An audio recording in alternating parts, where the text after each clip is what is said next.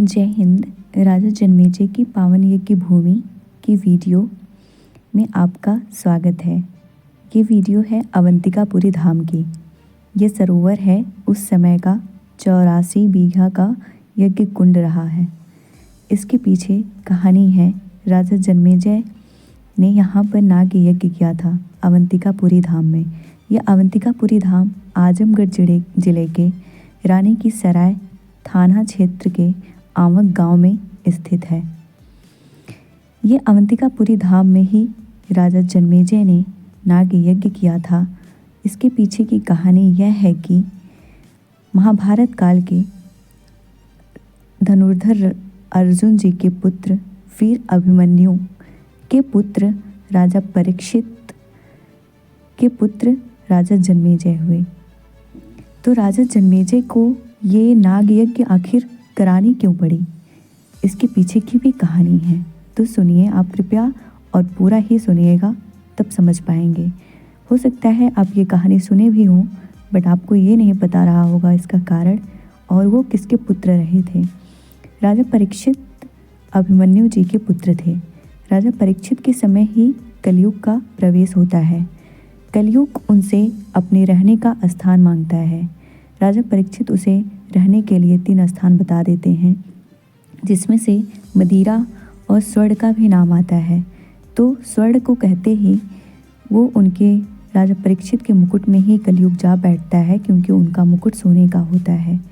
अब कलयुग के प्रभाव से राजा का मन आखेट करने के लिए करने लगता है, जिसकी वजह से वो आखेट करने निकल जाते हैं और अपने मंत्रियों, अपने सेनाओं से भटक जाते हैं और जा पहुंचते हैं ऋषि के पास, जहाँ पे वो ध्यानमग्न होते हैं। ऋषि से वो राजा परीक्षित पानी मांगते हैं और वो ध्यानमग्न में होने की वजह से उन्हें कोई उत्तर नहीं देते हैं, जिससे राजा क्रोधित होकर के वहाँ पर तक्षक नाग मरा पड़ा हुआ था, जिसे उठा करके वो ऋषि के गले में डाल देते हैं। यह वहाँ के लोगों द्वारा देखा गया कि नाग तपस्या करते हुए ऋषि के गले में पड़ा हुआ है।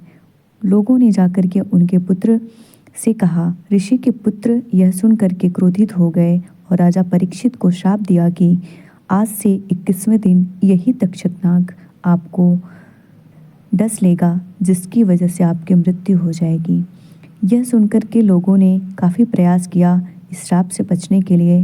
वो समुद्र में मचान बना कर रहने लग गए, जिससे कि सांप ना आ पाए और वो 21वें दिन बाद वो सांप से मुक्ति पा जाएं। बट होने वाला तो ऐसा नहीं था। लेकिन उस वहाँ पर पानी में फूल में बैठ करके तक्षक नाग पानी में राजा परीक्षित के पास पहुँच गया और राजा परीक्षित ने उस फूल को उठाया। जैसे ही उठाया फूल और उन्होंने सूंघ लिया, उस फूल से निकल कर के राजा परीक्षित को तक्षक नाग ने डस लिया, जिससे उनकी मृत्यु हो गई।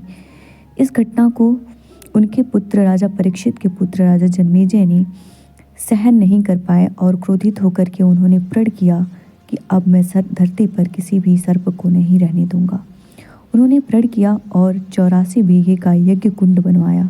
यही यज्ञ कुंड जो आप सरोवर देख रहे हैं अवंतिकापुरी मंदिर के धाम में, ये वही यज्ञ कुंड है। और यज्ञ करने लग गए, आहुतियाँ देते रहे। सारे सर्प खींच करके यज्ञ कुंड में गिरने लग गए, यहाँ तक कि विष्णु जी के सिंहासन और भोलेनाथ जी के गले और उनके बाहों के विष्णु जी के सब भी खींचने लग गए। अब देवताओं में हाहाकार मच गई। त्राहिमाम करते हुए वो लोग राजा जन्मेजय जी के पास आए और काफ़ी विनती विनय किया। राजा जन्मेजय जी को ये वरदान मिला कि आज से जो भी राजा जन्मेजय का नाम लेगा, नाम लेते ही कितना भी विषैला साँप नहीं डसेगा। और ये आवक गांव में ये मान्यता भी है कि आज तक इस गांव में किसी की भी सांप डसने की वजह से मृत्यु नहीं हुई है। तो अगर कितना भी विषैला सांप है, अगर राजा जन्मेजय का नाम लेने से वह भाग जाएगा। और अवंतिकापुरी के आसपास में आज तक किसी को भी सांप नहीं डसा है, ऐसा लोगों का, वहाँ के लोगों का मानना है। अवंतिकापुरी विकास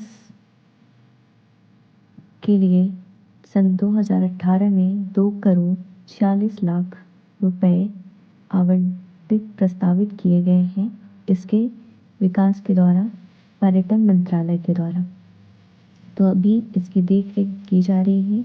यहाँ पे स्नान करने की मान्यता है कि जीवन काल में अगर एक बार भी मनुष्य यहाँ पे स्नान कर लेता है तो वह पापों से मुक्त हो जाता है।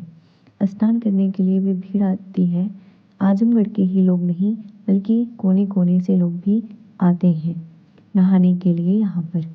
ये जो सरोवर है इसमें ही स्नान करते हैं और मंदिर में प्राचीन मंदिर है जो वीडियो में आपने देखा, प्राचीन मंदिर में पूजा करते हैं। ये मंदिर काफ़ी ही प्राचीन है, भव्य है। बस इस पे अगर विकास और साफ सफाई और सरकार द्वारा थोड़ा सा ध्यान दे दिया जाए तो काफ़ी अच्छा प्राचीन सुंदर स्थान है। काफ़ी बहुत जगह है इसके आसपास में। तो ये वीडियो आप लोगों को कैसी लग रही है? यहाँ पे मेले का भी आयोजन होता रहता है शुक्ल पक्ष में और चैत्र रामनवमी के दिन काफ़ी बड़ा मेला का आयोजन होता है यहाँ पर। तो आपने कहानी सुनी, इस मंदिर को देखा। हमारी जन्मस्थली भी आजमगढ़ में ही है, इसलिए ये मंदिर और भी मेरे लिए महत्वपूर्ण हो जाता है। आप लोगों को ये वीडियो कैसी लगी कमेंट करके ज़रूर बताइएगा। जय हिंद, जय भारत।